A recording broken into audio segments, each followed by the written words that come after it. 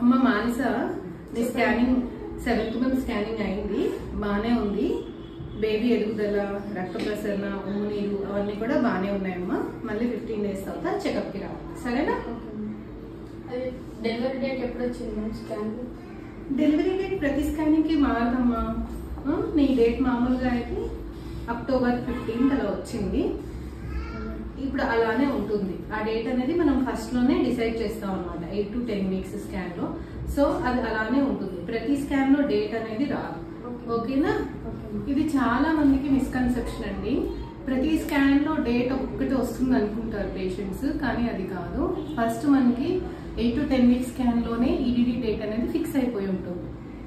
7th month 8th month scannings అంటే మనం growth ఎలా ఉంది, డాప్లర్ చేంజెస్ ఎలా ఉన్నాయి, లైకర్ ఎట్లా ఉంది, అమ్మోని అనేది చూస్తాం అనమాట. ఓకేనా? డేట్ అనేది ఫస్టే ఫిక్స్ చేసి ఉంటారు. Thank you.